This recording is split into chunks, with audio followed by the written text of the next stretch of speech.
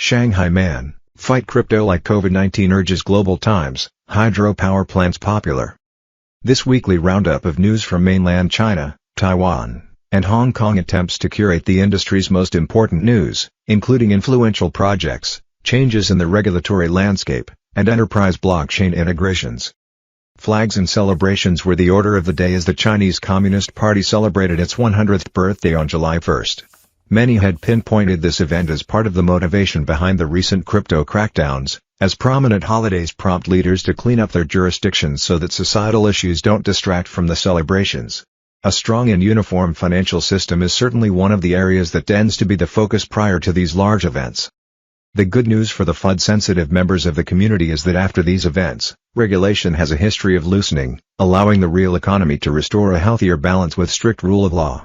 Many inside the industry are hopeful they will be given more room to innovate, particularly exchanges and miners who have been hit the hardest. Rumors were spread about the possibility of a regulated mining community, allowing the government to tax, regulate and even participate in mining activities. That rumor might be based more in optimism than reality, but would certainly make sense to those wondering why China's leadership would allow a growing industry to shift to Western powers in the middle of a rising tech war. Sensationalism fanning the flames.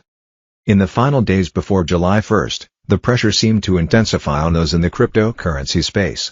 Global Times, an English-language division of the People's Daily, ran an opinion piece entitled "Bitcoin Can Only Ever Exist Underground."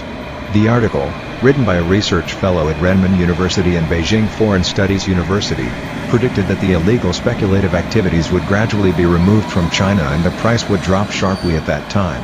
Caixin, a business and finance magazine, published a scathing editorial on June 28 recommending using the same force that the nation used against epidemics in order to fight cryptocurrencies. This seems extreme, considering how seriously the country took its COVID-19 response. Nevertheless, leading local blockchain media groups were the latest casualties when microblogging platform Weibo suspended the popular accounts of Blockbeats and Chainnews.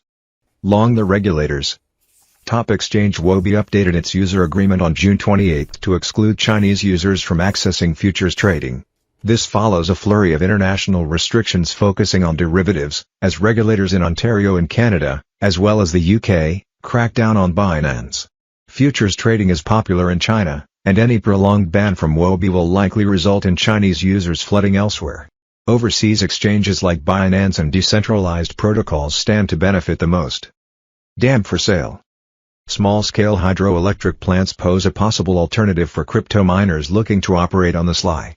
Second-hand marketplace app Shanyu, a product of Alibaba, reportedly had a surge in hydroelectric plants in the wake of many large-scale miners, which were previously customers, being forced to shutter their facilities. Dam for sale.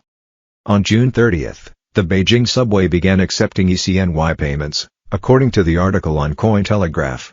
The pilot program is only available to customers of Industrial and Commercial Bank of China, one of the largest banks by assets.